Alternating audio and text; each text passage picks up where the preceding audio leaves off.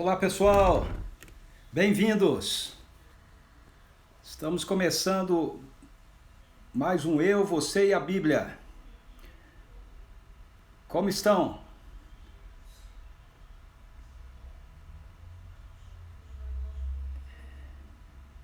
Vamos colocar aqui hoje a 1 Coríntios 1, 18 até 2:5. Olá, vamos saudando aqui a turma. Quem que entrou por aqui? Oi, Antônia, bem-vinda. Olá, Simone. Boa noite. Boa noite, Genaíne, João. Deixa eu marcar aqui 1 Coríntios para fixá-lo. Olá, Noêmia.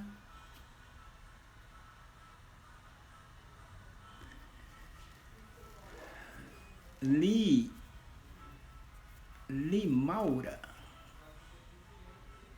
Não, Limara. É isso? Olá, Noêmia.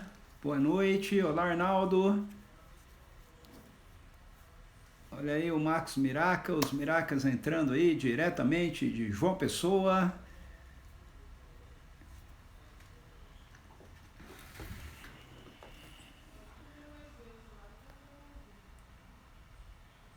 Muito bom, gente. Muito bom, muito bom. Vamos lá. Sexta-feira sempre o pessoal dá uma atrasadinha a mais, né? Por que será, né?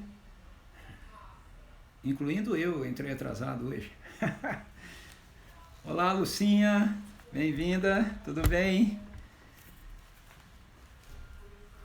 E aí, estão animados? Como foi a semana? Como foi o dia?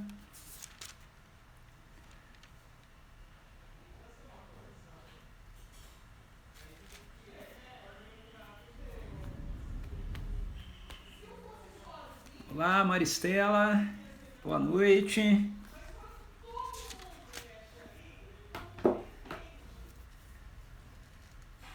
Esperando um pouquinho aqui o pessoal chegar. Na sexta parece que a turma dá uma atrasadinha maior, né?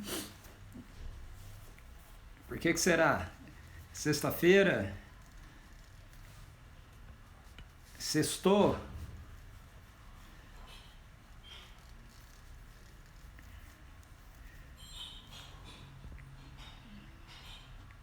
Oi, Valéria. Bem-vinda.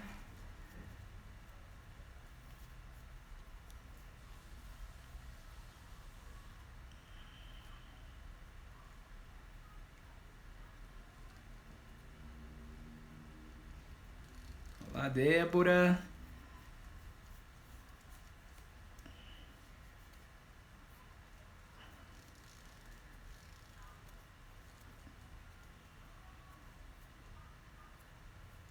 Boa noite para todos vocês.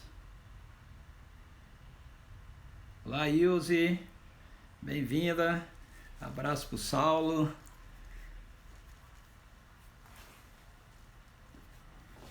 Hoje o brilho na minha testa tá maior, né? Estou com medo de bater o dedo aqui e dar uma escurecida.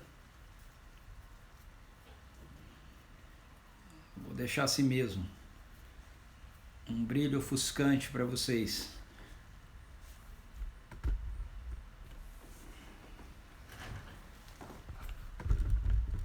Deixa eu ver se eu trazer isso um pouquinho para cá, melhora. Melhorou aí?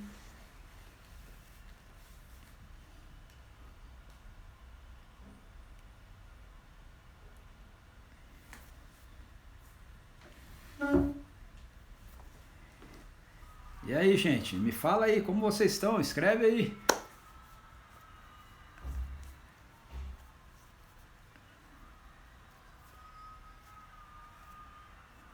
Mais uma semana terminando, final de semana chegando. Domingo a gente tem o Eu, Você... domingo eu ia falar que a gente tem o Eu, Você e a Bíblia. Não tem, né? Domingo a gente tem a Igreja em Casa. Esteja com a gente, nós vamos estar encerrando a nossa série.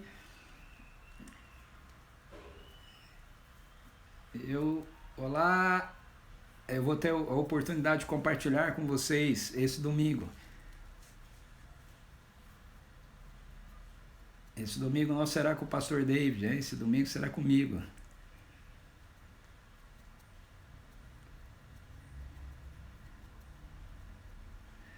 frio, Arnaldo, tá frio aí? Aqui esfriou também. Olá, Cristina, bem-vinda. Legal você estar por aqui.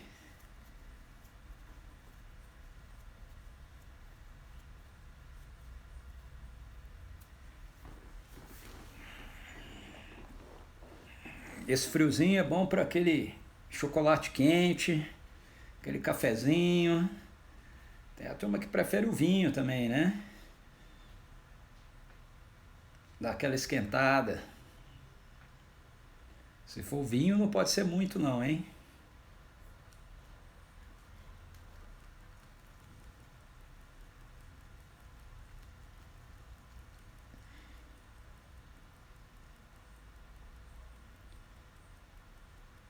Olá, Vivi. Olha aí a Vivi entrando aí. Tudo bem?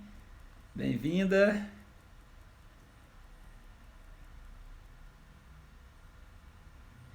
Shima? O que é Shima? Chimarrão? Ô, Klaus! É, chimarrão quentinho é bom também. E aí, Klaus? Beleza, cara? Saudade de vocês, meu brother.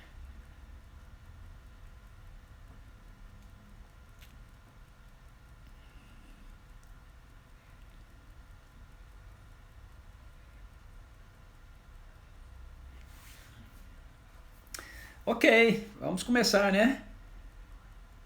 Pai, em nome de Jesus, eu quero te agradecer pela semana que o Senhor nos concedeu. Muito obrigado por esse dia.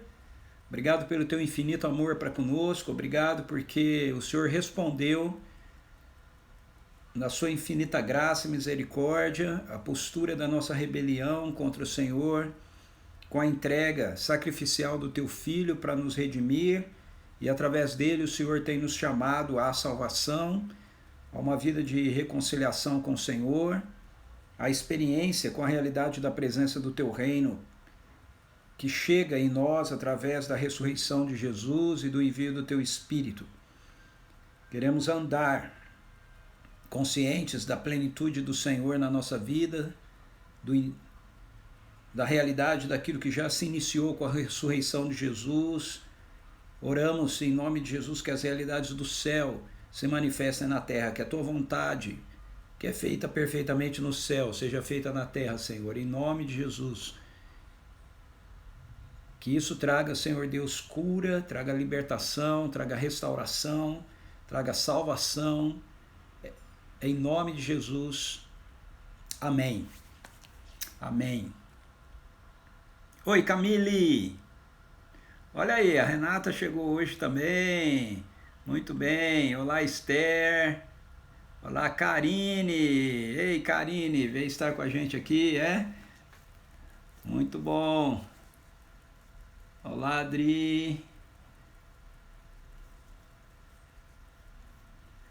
Ok, vamos lá, gente. Nós estamos vendo 1 Coríntios, né? Estudando 1 Coríntios, capítulo 1. Ontem nós vimos a primeira parte, o capítulo 1, versículos 1 a 17. Hoje nós vamos ver o restante dessa perícope, que na verdade não termina no capítulo 1, mas termina no capítulo 2, versículo 5, ok?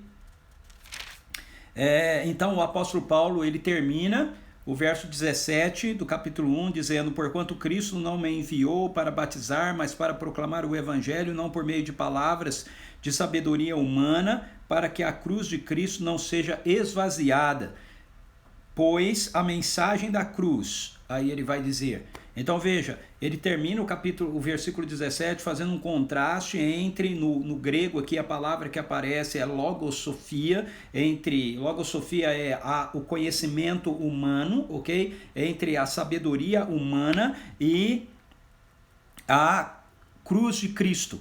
Ele diz que há um contraste entre essas duas realidades, que ele foi enviado por Deus, enviado por Cristo, não para batizar, ok, as pessoas, e aqui nós vimos ontem, nesse contexto daquilo que Paulo está tratando, esse batizar aqui tem a ver com a perspectiva de uma divisão entre os coríntios sobre quem eles queriam estar ligados por se acharem que essas pessoas trariam para eles algum tipo de status, algum tipo de conhecimento. E aí ontem eu nos questionei, né, no fim da nossa fala, o que a gente faz que Cristo não nos mandou fazer. Paulo diz, olha, Cristo não me mandou batizar as pessoas, Cristo não me mandou batizar aqui no sentido de ritualístico, que Paulo está usando, no sentido de atrelar as pessoas a ele, mas Cristo me mandou para pregar o evangelho, e a pregação desse evangelho não é uma pregação feita com logosofia, ou seja, não é uma pregação que é feita com a sabedoria humana,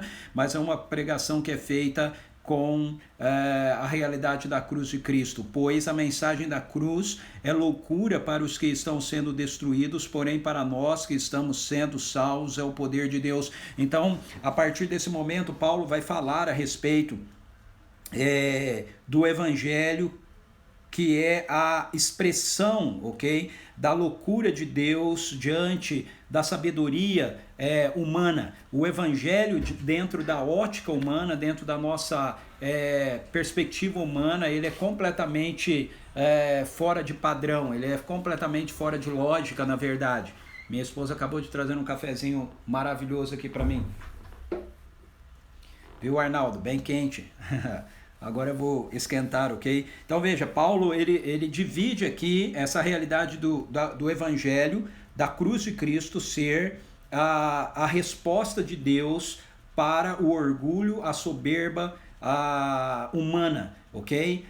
E ele mostra que o evangelho é a resposta de Deus para a loucura humana, a loucura de Deus. A sabedoria de Deus, ela é mais sábia do que a loucura humana, do que a sabedoria humana, ainda que, humanamente falando, quando a gente olha para a mensagem do Evangelho, ela pareça uma loucura, e Paulo vai dividir isso em 3 partes, ele vai mostrar para a gente 3 situações que confirmam essa realidade de que a sabedoria de Deus, ela é completamente manifestada na cruz, ela é completamente, diametralmente oposta àquilo que a humanidade busca e procura como sabedoria, ok? Ele vai mostrar então isso pra gente, a sabedoria de Deus pra gente apontada no fato de que o Messias, o Salvador, o caminho de salvação, a pessoa do Salvador nos é oferecida através da fraqueza, através da cruz. Ele vai mostrar isso pra gente em relação ao povo que Deus resolve escolher, e ele vai mostrar isso pra gente a respeito a partir da dinâmica da maneira que a mensagem do Evangelho chega a nós, ok? Bom, o ponto aqui importante para a gente poder entender o que o apóstolo Paulo está dizendo aqui é compreender, como eu falei ontem, que os coríntios, que são gregos, eles buscam a sabedoria humana, ok? Eles buscam se orgulhar no conhecimento humano. Eles acham que eles estavam entendendo e estavam achando que o evangelho era apenas mais uma parte da sabedoria humana, do conhecimento que poderia ser acessado através do conhecimento humano. E o apóstolo Paulo vai dizer para eles, olha, isso não é assim. Eles tinham 2 problemas em Corinto, os 2 primeiros problemas aqui sendo trabalhados por Paulo, um é a divisão deles, e o outro é o orgulho que eles têm, ok? A soberba, a arrogância deles. E Paulo atrela essa divisão deles a essa questão da soberba e da arrogância deles acharem que por intermédio do conhecimento, por intermédio da sabedoria humana, por intermédio dos caminhos humanos, ok? Eles poderiam ter acesso à salvação de Deus revelada em Cristo Jesus. E o apóstolo Paulo diz, olha, a salvação, aquilo que Deus fez por nós através de Cristo Jesus, é uma loucura, não pode ser entendida, não pode ser compreendida meramente a partir do conhecimento humano. Então, vamos ver primeiro essa primeira parte, versículos 18 a 24, eu quero ler essa parte. Pois a mensagem da cruz é loucura para os que estão sendo destruídos, porém para nós que estamos sendo salvos é o poder de Deus. Porquanto está escrito, destruirei a sabedoria dos sábios, rejeitarei a inteligência dos homens cultos. Onde está o sábio? Onde está o homem culto? Onde está o questionador dessa era? Acaso se não tornou Deus completamente insana a sabedoria deste mundo? considerando que na sabedoria de Deus o mundo não o conheceu por meio da sabedoria humana, foi do agrado de Deus salvar os que creem por intermédio da loucura da proclamação da sua mensagem, porque tanto os judeus pedem sinais como os gregos procuram sabedoria, nós entretanto proclamamos a Cristo crucificado, que é motivo de escândalo para os judeus e loucura para os gentios, todavia para os que foram convocados, tanto judeus como gregos, Cristo é o poder de Deus e a sabedoria de Deus. Veja, esse trecho Paulo está explicando a afirmação que ele fez no final do verso 17, para que a cruz de Cristo não seja esvaziada. Então ele fala que, porquanto Cristo não me enviou para batizar, mas para proclamar o evangelho, não por meio de palavras de sabedoria humana, para que a cruz de Cristo não seja esvaziada. Então ele vai explicar para a gente que a pregação do evangelho ela não está baseada num contexto de conhecimento humano, ela não está baseada na filosofia humana. O que Deus fez para nos salvar é algo que, se a gente usar meramente a compreensão lógica da gente, nós jamais vamos ter acesso a ela, ok? Humanamente falando, logicamente falando, dentro da sabedoria humana, dentro da filosofia humana, dentro dos valores humanos, dentro dos conceitos da presente era, não faz o menor sentido nós acolhermos o evangelho, ok? O evangelho, a cruz, a mensagem da cruz, ela é contraditória a tudo aquilo que nós seres humanos preservamos, tudo aquilo que nós seres humanos privilegiamos. É isso que Paulo está falando aqui para a gente. Então ele diz, olha, a sabedoria de Deus ela é manifestada num contraste àquilo que a mentalidade humana é capaz de acessar, aquilo que a mentalidade humana é capaz de compreender. Deus manifesta a sua sabedoria por intermédio de um caminho que nós seres humanos jamais faríamos a escolha. Nenhum ser humano faria a escolha de apresentar-se e apresentar a figura de um Deus vitorioso por intermédio de um Deus que é derrotado numa cruz. Entende isso?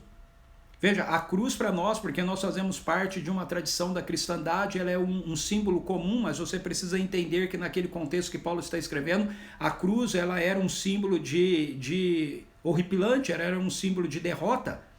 E o apóstolo Paulo está dizendo para a gente que qualquer deus da mitologia grega eram figuras que se apresentavam como fortes, como vitoriosos, como deuses que haviam derrotado os seus inimigos, lutado e vencido. Mas aí Paulo diz para a gente que Deus oferece a sua salvação por intermédio da derrota do seu filho pela morte numa cruz. E aqui, Paulo diz pra gente que a única maneira de nós acessarmos essa realidade é abrindo mão de toda a nossa soberba, abrindo mão de toda a nossa arrogância e admitindo pela fé, ok? Que isso foi o que Deus fez por nós, para a nossa salvação.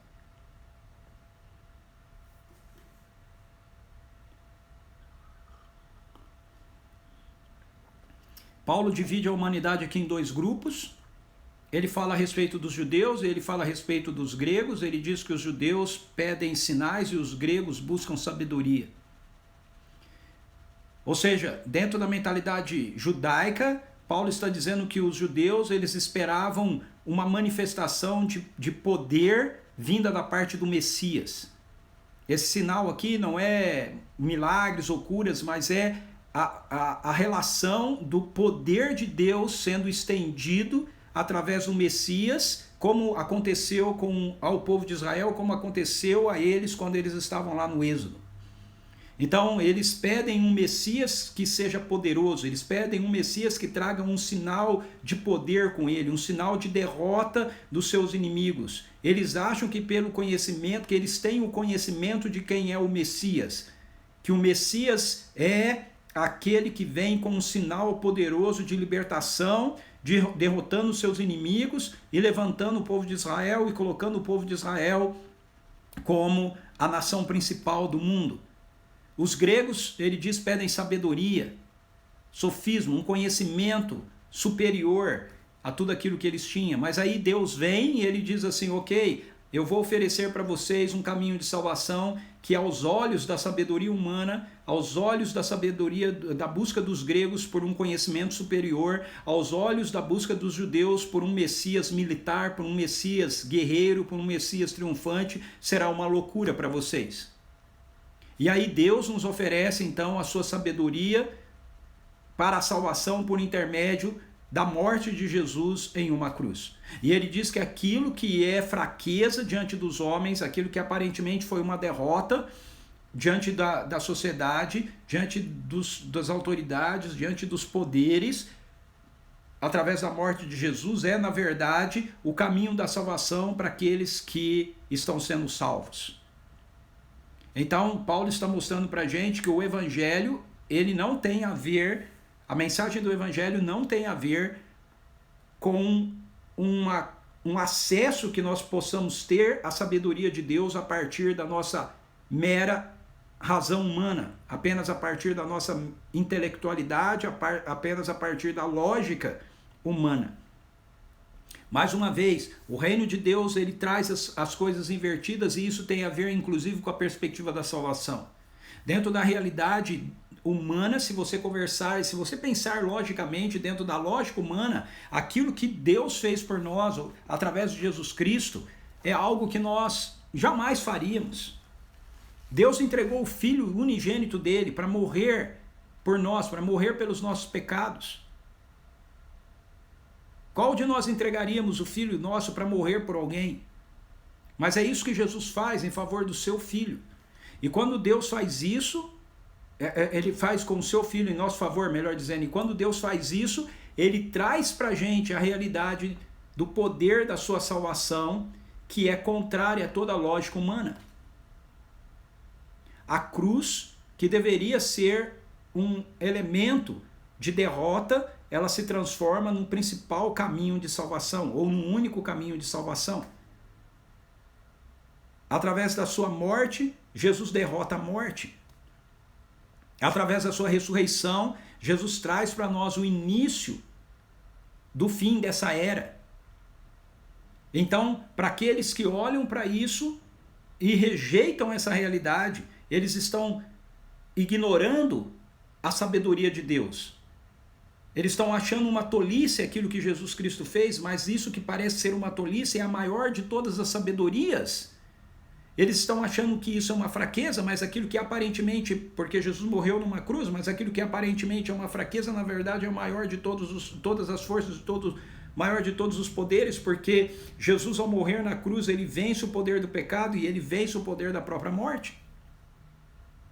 Então, Paulo mostra para a gente que a sabedoria de Deus, através do Evangelho, é manifestada a nós através de um Messias que é crucificado. Essa é uma expressão que é contraditória, ok? Porque a ideia para o judeu, a ideia judaica do Messias, é a ideia de alguém que é ungido por Deus para ser vitorioso. Então, na cabeça de um judeu, o Messias ser alguém crucificado significa que o Messias é alguém que é derrotado. Isso não casa na mente deles. Não tem nenhuma lógica. E isso é assim muitas e muitas vezes na nossa sociedade também. A sabedoria de Deus, apresentada para nós dentro do contexto da nossa sociedade, também é marcada por uma ilogicidade. Veja, as Escrituras exigem que nós confiemos plenamente de que aquilo que Jesus Cristo fez por nós é suficiente para a nossa salvação. Você não tem condições de agregar absolutamente mais nada a isso. Querer agregar qualquer coisa a isso, de acordo com o apóstolo Paulo aqui, é insensatez. No verso 20 ele diz assim: onde está o sábio, onde está o homem culto, onde está o questionador dessa era? Acaso não tornou Deus completamente insana a sabedoria do mundo? Ou seja, qualquer coisa a mais que a gente queira fazer para atrelar aquilo que Deus fez em favor da nossa salvação é insano, é ilógico. O Evangelho é um convite, é um chamado, é uma vocação que Deus nos faz a confiança absoluta na sabedoria dele, que é, diante das realidades da presente era má, uma verdadeira loucura. Por isso o apóstolo Paulo diz no verso 25, porquanto a insensatez de Deus é mais sábia que a sabedoria dos seres humanos e a fraqueza de Deus é mais forte do que todo o poder do homem. Agora, isso é assim, de acordo com o apóstolo Paulo, no verso 24, para aqueles que estão sendo salvos. Ele diz, todavia, para os que foram convocados, tanto judeus como gregos, Cristo é o poder de Deus e a sabedoria de Deus. Cristo é o poder de Deus e a sabedoria de Deus para aqueles que estão sendo salvos. Aqueles que têm que se humilhar no reconhecimento de que nós não temos nada, absolutamente nada a oferecer para que Deus possa nos salvar. A nossa sabedoria é uma loucura para Deus. A nossa força é uma fraqueza para Deus. Nós precisamos reconhecer a nossa insignificância. Nós vamos reconhecer que a partir da lógica humana, de fato, aquilo que Deus nos oferece em Cristo Jesus não tem nenhum sentido. E nós precisamos abraçar isso, então, pela fé. A fé, então, para Paulo não é meramente um assentimento consensual e intelectual a respeito daquilo que Deus fez, mas é uma entrega em confiança absoluta naquilo que Deus fez por nós através de Cristo Jesus. Mas uma outra maneira de Paulo demonstrar para a gente essa sabedoria de Deus, essa mensagem da cruz que é uma loucura para os homens, para a sociedade, mas é a sabedoria de Deus para a salvação, é mostrando que, ao contrário, de novo, da lógica humana, Deus alcança pessoas para a salvação, escolhe um povo para si, que não está dentro da agenda daquilo que nós, na nossa sociedade, consideraríamos o ideal.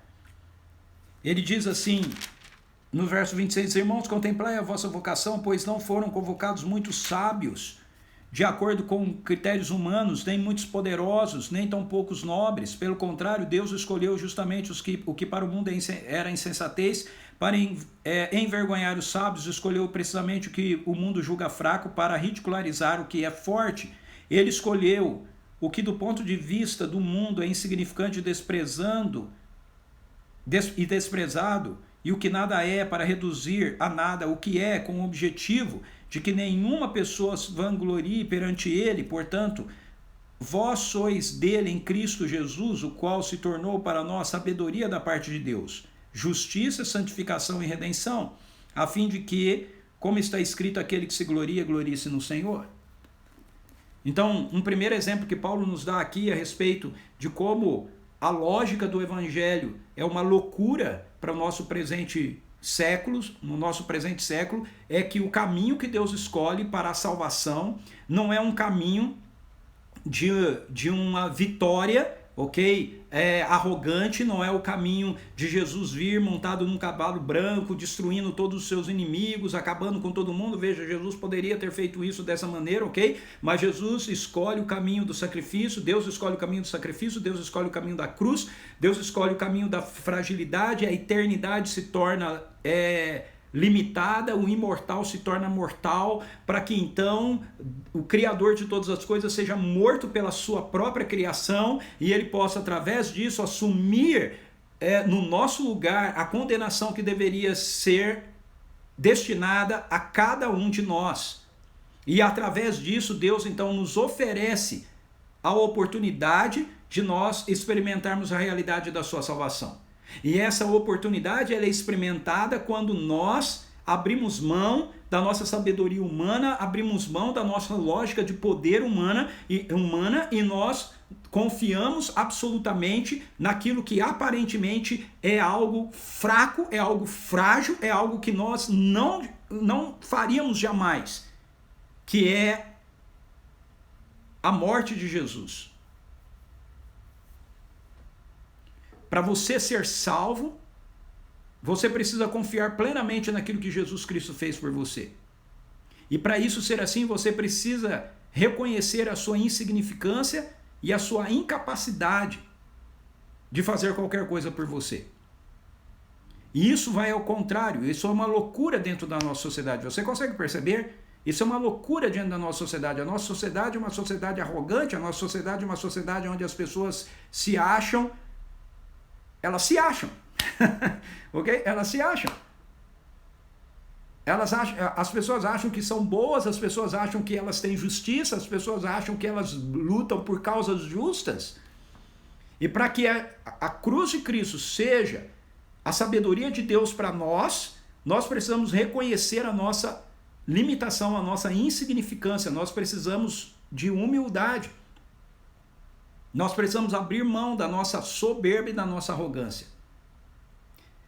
Porque se nós não abrirmos mão da nossa soberba e da nossa arrogância, ela será loucura dentro da mentalidade do presente século, ela será fraqueza para nós dentro da mentalidade do presente século, mas quando nós abrimos mão dessa mentalidade da nossa suficiência, da nossa autossuficiência, da nossa arrogância, e quando nós nos olhamos para nós mesmos dependentes de Deus, então aquilo que parece ser fraqueza, aquilo que parece ser loucura se torna a sabedoria de Deus e o poder de Deus para a nossa salvação.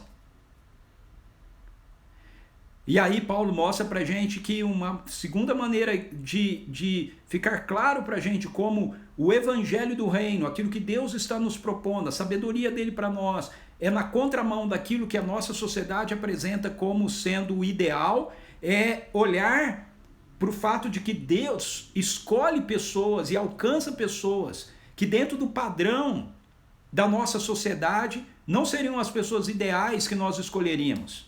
E aí nós podemos começar a pensar a partir do próprio Jesus. Olhe para as pessoas que Jesus chamou para serem seus seguidores. Isso era ilógico dentro do contexto da própria vida de Jesus.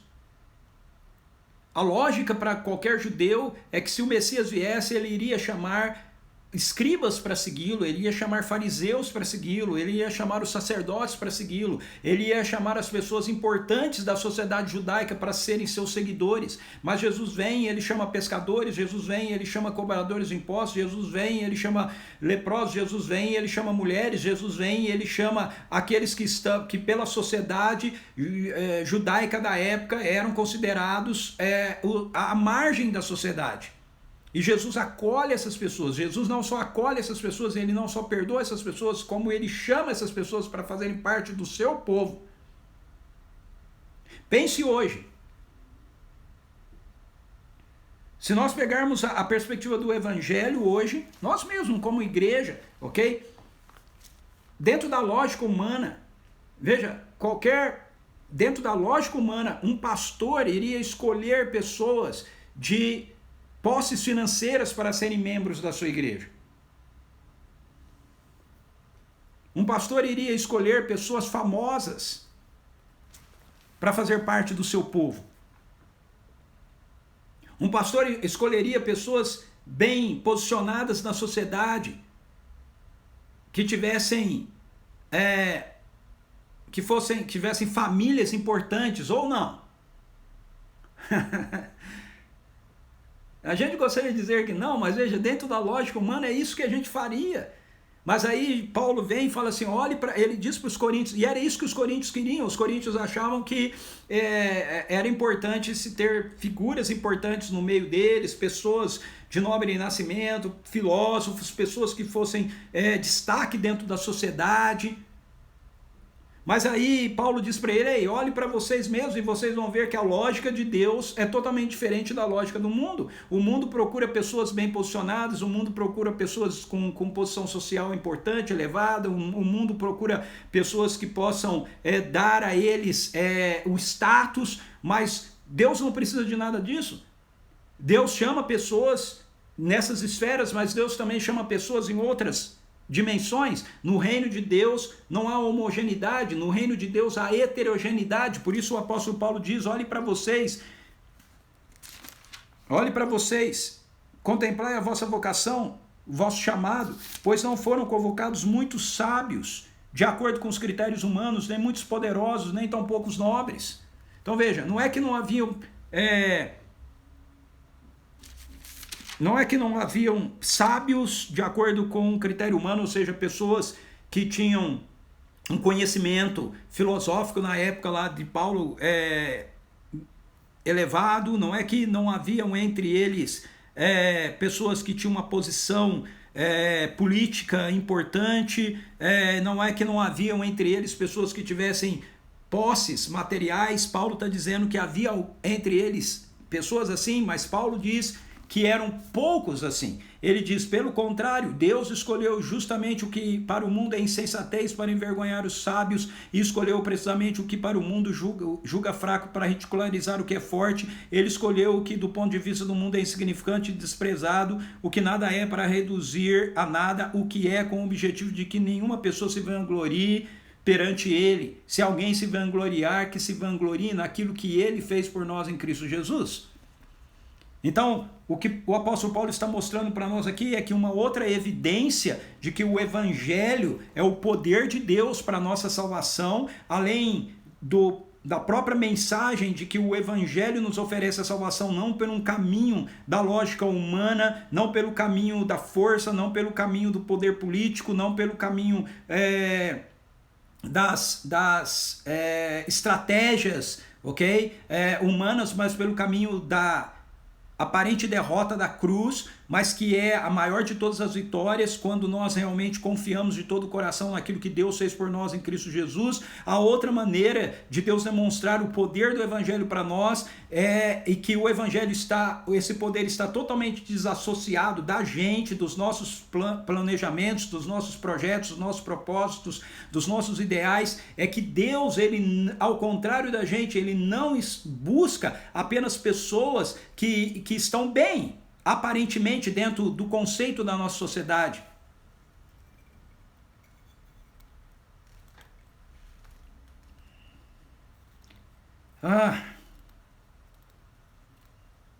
Isso deveria ser fácil de explicar, mas veja, quando nós olhamos para a própria igreja hoje, a gente percebe que a igreja, dentro dos critérios humanos, nós queremos pessoas sem problemas no meio da gente. Nós queremos pessoas, não que pessoas não tenham problema, nós queremos pessoas que tenham poucos problemas no meio da gente. Nós nos sentimos desconfortáveis em termos moradores de rua, em termos prostitutas, em termos pessoas que, dentro dos critérios da nossa sociedade, dentro dos critérios dos padrões humanos, não têm uma vida moral, ética, bem-sucedida, econômica, financeira.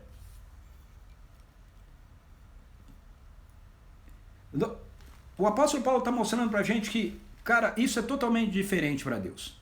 Para Deus, não faz a mínima diferença se a pessoa ela tem muito dinheiro ou ela não tem dinheiro nenhum. Se a pessoa tem uma vida moral correta, ética correta dentro dos padrões da nossa sociedade, ou se ela tem uma vida totalmente pervertida. Deus alcança as pessoas pelo poder do evangelho. E Paulo está dizendo, vocês coríntios valorizam muito a posição social que as pessoas têm, vocês se importam muito com se a pessoa tem dinheiro, se a pessoa tem conhecimento, se a pessoa tem faculdade, se a pessoa... Mas eu quero dizer para vocês que Deus não se importa com nada disso. Isso não significa que Deus não alcance pessoas que tenham faculdade, pessoas... Ok? Estão me entendendo?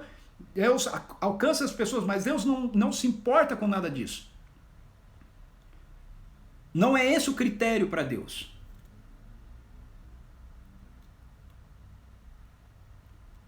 E a prova disso é que Deus alcança pessoas de todos os níveis sociais, de todo tipo de grupo social. Deus alcança, para a gente contextualizar aqui, Deus alcança negros e brancos. Nós ficamos com essa besteira e de discussão de racismo. Para Deus não existe racismo. Deus alcança pretos, negros e brancos e ameríndios e amarelos. Deus alcança todo mundo. Para Deus não existe nenhum padrão que defina quem ele vai alcançar por um nível social. Deus alcança pessoas ricas e Deus alcança pessoas pobres. E o apóstolo Paulo, nesse texto, ele diz que ele alcança, na verdade, até muito mais pobres do que ricos. Por quê? Porque os ricos se acham autossuficientes. Eles confiam por demais naquilo que eles possuem, naquilo que eles têm, e eles acham que eles não precisam de nada. E a pessoa mais pobre, mais necessitada, percebe a carência que ele tem. E talvez por isso ele se torne mais aberto ao evangelho. Mas o ponto que o apóstolo Paulo está colocando para a gente aqui é que Deus, ele não é limitado como nós, ele não tem uma visão como a nossa, entende?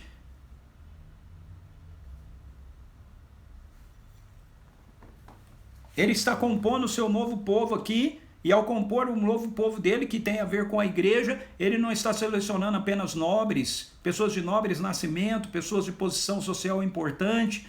Paulo diz aí, ele está alcançando pessoas de todas as esferas, de todas as camadas sociais. Mas dentro da lógica do mundo, nós queremos os bem-sucedidos. Dentro da lógica do mundo, nós queremos aqueles que são vitoriosos. Nós não queremos os derrotados. Mas no reino de Deus, há lugar e há espaço para todo mundo. Essa é a loucura do evangelho.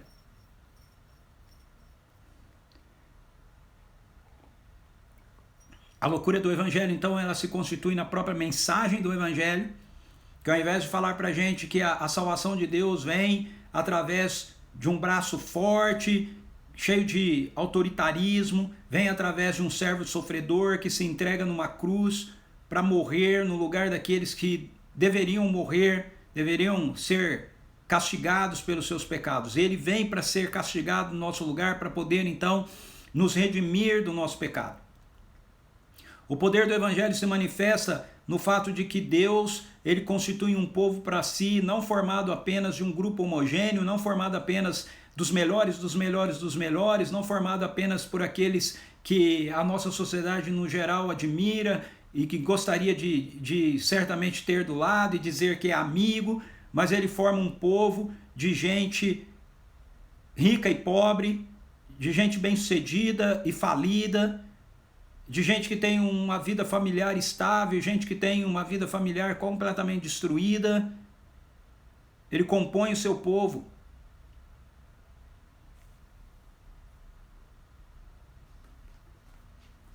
De todo aquele que reconhece, conforme o apóstolo Paulo coloca aqui, que Jesus Cristo é a nossa sabedoria da parte de Deus. Que Jesus Cristo é a nossa justiça, a nossa santificação e a nossa redenção. A fim de que, como está escrito, aquele que se glorie, glorie-se no Senhor. Então a maneira de Deus formar a sua igreja, a maneira de Deus formar o seu povo não é a partir das nossas qualificações, não é a partir das nossas qualidades, não é a partir da nossa religiosidade, não é a partir daquilo que nós temos para mostrar ou oferecer para Deus, é a partir do nosso reconhecimento de quem Jesus Cristo é, do que Jesus Cristo fez por nós. Jesus é a sabedoria de Deus para nós, ou seja, a nossa redenção, a nossa justiça, a nossa santificação, a nossa redenção. São três metáforas que o apóstolo Paulo usa aqui para falar do que Jesus é por nós, do que Jesus representa em nós. Justiça está atrelado à perspectiva dos tribunais. Nós deveríamos ser sentenciados à morte, mas Jesus se tornou a nossa justiça. Ou seja, Jesus assumiu sobre ele a justiça de Deus e nos justificou diante de Deus, e nós somos inocentes diante de Deus, porque Jesus assumiu a nossa culpa. A santificação tem a ver com uma perspectiva do Antigo Testamento, a ver com a perspectiva dos sacerdotes que eram separados para Deus. Jesus nos separou para Deus.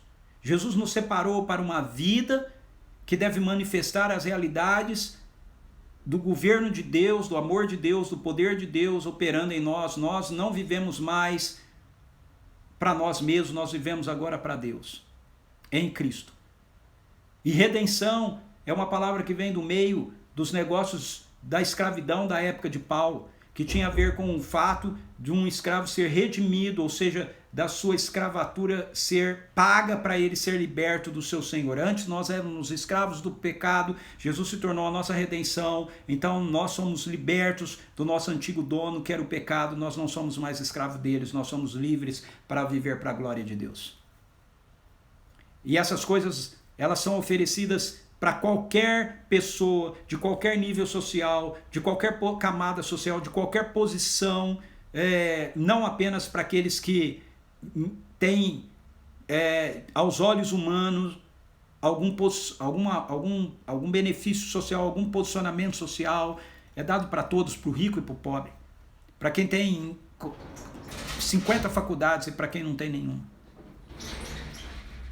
Porque todos nós somos nivelados por baixo na cruz. Na cruz não tem alguém que é superior ao outro, que é melhor que o outro. Todos nós, para que nós possamos entrar no reino de Deus, nós precisamos nos reconhecer que nós não temos nada para nos gloriarmos em nós mesmos, nada para apresentarmos para Deus, para dizer para Ele: ei Deus, o Senhor tem que me escolher, ei Deus, o Senhor precisa me escolher, porque veja como eu sou um cara bom. Não, todos nós estamos aos pés da cruz. Nenhum de nós é escolhido porque temos alguma coisa boa para oferecer a Deus. Todos nós somos escolhidos por causa da mensagem do Evangelho de Jesus que chegou em nós, e porque nós todos, da mesma maneira, tivemos que reconhecer que somos pecadores e que precisamos da graça de Deus para nos redimir, nos tornando em Cristo Jesus, então, pessoas justas, santas e redimidas. Esse é o poder do Evangelho. O poder do Evangelho se manifesta também, de acordo com Paulo aqui, através da dinâmica que o Evangelho é apresentado para nós, através da mensagem do próprio Evangelho. A mensagem é: Cristo Jesus morreu numa cruz para que através da morte dele nós pudéssemos ser redimidos.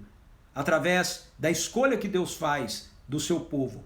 A escolha é feita por intermédio de um reconhecimento da nossa parte de que nós não temos nada e não somos nada para apresentarmos para Deus. Nós recebemos aquilo que Deus nos oferece em Cristo Jesus. Ele é a sabedoria de Deus, ou seja, a nossa justiça, a nossa santidade e a nossa redenção. E ela se manifesta, esse poder de Deus no Evangelho se manifesta através da dinâmica que a mensagem do Evangelho é apresentada para nós. E aí, a gente entra no capítulo 2, versículos 1 a 5, onde o apóstolo Paulo diz assim: eu mesmo, irmãos, quando me dirigi até vós, não fui apenas com um discurso eloquente, nem ostentando sabedoria para vos anunciar o testemunho de Deus, porquanto decidi nada saber entre vós, a não ser Jesus Cristo e esse crucificado. E foi sob fraqueza, temor e grande tremor que estive entre vós. Minha mensagem e minha proclamação não se formaram com palavras persuasivas de conhecimento, mas se constituíram em demonstração do poder do Espírito, para que a vossa fé não se fundamente em sabedoria humana, mas no poder de Deus. Então Paulo acabou de falar aqui sobre o poder do Evangelho se manifestar na mensagem, que tem a ver com a própria pessoa de Jesus. O Evangelho é Jesus fazendo o que só Ele pode fazer por nós. O poder do Evangelho se manifesta aqui na maneira que nós respondemos ao Evangelho, não pela posição que nós temos, mas pelo chamado que Deus nos faz em Cristo Jesus, e nós reconhecermos então que o que Jesus é para nós, a sabedoria de Deus. E o apóstolo Paulo agora, para que então nós não nos gloriemos em nada, a não ser em Cristo, a não ser em Deus, aqueles que se gloriem no Senhor, naquilo que Deus fez por nós. E aí o apóstolo Paulo entra no capítulo 2, versículos 1 a 5, apresentando o poder do Evangelho manifesto através da própria dinâmica de como o Evangelho é proclamado por ele. Então Paulo diz: olha, eu mesmo sirvo de exemplo ao que eu estou falando aqui. Eu não posso me gloriar, fazendo uma paráfrase aqui, né? O apóstolo Paulo diz: eu não posso me gloriar de vocês, coríntios, terem se rendido ao Evangelho por causa da minha sabedoria, por causa da minha pregação, no sentido do meu sermão, porque eu fui a vocês não com sabedoria humana, eu fui a vocês não com conhecimento que eu tenho, eu fui a vocês para proclamar o evangelho na dependência do poder do Espírito Santo. Se vocês se converteram, se vocês estão aqui, se vocês fazem parte da igreja de Deus, é porque o poder do Espírito operou através de mim na vida de vocês. É isso que o apóstolo Paulo está dizendo aqui. O poder do evangelho, então, se manifesta também através da dinâmica que nós apresentamos no evangelho. O evangelho não é apresentado através da nossa capacidade humana, o evangelho não é apresentado através da nossa lógica, o evangelho não é apresentado através da nossa palestra, o evangelho não transforma a vida das pessoas porque nós somos eloquentes, o evangelho não transforma a vida das pessoas porque nós sabemos explicar bem e detalhadamente, de uma forma lógica, ok? Quem Deus é e o que Ele fez. O Evangelho transforma a vida das pessoas, porque quando nós testemunhamos a respeito de quem Jesus é, do que Ele fez por nós, o poder do Espírito Santo de Deus opera através da vida da gente, na vida das pessoas, e o poder do Espírito Santo de Deus transforma o coração e Ele transforma a vida das pessoas. Nós proclamamos o Evangelho, então, na dependência do poder do Espírito Santo de Deus. Esse é o poder do Evangelho. É a loucura de Deus. Ele não é produzido por causa do conhecimento teológico que a gente tem, entende? Às vezes algumas pessoas, elas conversam comigo. E veja bem, eu entendo que elas querem dizer, ok? Se você já conversou comigo isso assim, já falou isso assim comigo, eu não estou... como eu poderia dizer? Eu não quero contradizer você, ok? Eu não quero te humilhar, ok? Eu quero apenas deixar claro um ponto importante. Às vezes as pessoas conversam comigo e elas falam para mim assim, pastor, eu queria fazer seminário, eu queria fazer teologia, eu queria... Veja, querido, você precisa entender que não é o seminário, não é a teologia que vai fazer diferença na sua vida. O que vai fazer diferença na sua vida é o poder do Espírito Santo de Deus atuando em você. Se tem alguma coisa que acontece no seu coração ou na sua vida, quando eu compartilho o Evangelho com você, quando eu ensino as Escrituras, não é por causa do meu conhecimento, não é por causa da minha capacidade, não é por causa da minha lógica, é porque o poder do Espírito Santo de Deus que habita em mim está fluindo e está fazendo, operando na sua vida e na vida das pessoas. Então eu não tenho nada a me gloriar com isso. Paulo está dizendo, eu mesmo sirvo de exemplo aqui, aquele que se glorie, glorie-se no Senhor. Paulo está dizendo, eu não tenho nada para me vangloriar, Coríntios, pelo fato de vocês terem se convertidos, pelo fato de vocês terem entrado no reino de Deus, pelo fato de vocês muitos de vocês terem sido salvos. Se isso aconteceu, não aconteceu porque eu fui até vocês com palavras de conhecimento humano, com filosofia, com sabedoria, com teologia. Isso aconteceu porque eu fui a vocês no poder do Espírito Santo. O poder do Espírito atuou através da minha vida, na vida de vocês, e vocês foram transformados. É isso que o apóstolo Paulo está falando aqui. E isso vale hoje para mim e para você também. Se alguma mudança acontece na vida de qualquer pessoa para quem eu prego o Evangelho, para quem eu ensino as Escrituras, isso não acontece porque eu tenha conhecimento teológico extraordinário. Isso não acontece porque eu saiba muito. Isso não acontece por causa da minha sabedoria humana. Isso acontece porque o poder do Espírito Santo de Deus que está vivendo em mim atua na vida das pessoas. E isso acontece através da sua vida também, porque o poder do Espírito Santo de Deus está vivendo em você. E quando você testemunha do Evangelho, o poder do Espírito Santo atua através da sua vida, na vida das pessoas. E aquelas que reconhecem ser Jesus a sabedoria de Deus, justiça, santidade e redenção, essas experimentam a loucura do Evangelho como o poder da sua salvação. E os que se tornam diante dessa mensagem soberbos e arrogantes, achando que sabem mais do que Deus tem a lhes oferecer através de Jesus, achando que eles têm um caminho melhor do que o caminho da cruz, esses pedem sinais, pedem poder, esses são, de acordo com Paulo, humilhados por Deus. A sabedoria deles é insignificante, o conhecimento deles é insignificante, é o que diz o apóstolo Paulo. Não vai poder levá-los a lugar nenhum, não vai poder trazê-los a nenhum tipo de salvação. A grande questão aqui, então, apresentada pelo apóstolo Paulo, para a gente finalizar isso hoje, é que Deus tem o caminho dele de salvação. E o caminho de Deus de salvação é aquilo que ele fez por nós em Cristo Jesus. E esse caminho que Deus tem de salvação diante do mundo, muitas e muitas vezes é visto como uma loucura. Porque na soberba humana, a humanidade acha que tem mais conhecimento e mais sabedoria do que o próprio Deus. E quando eles acham isso assim, a força deles se torna fraqueza, a sabedoria deles se torna humilhação. Mas quando nós reconhecemos que nós não sabemos, então a fraqueza de Deus se torna a nossa força e a loucura de Deus se torna a sabedoria dele para a nossa salvação.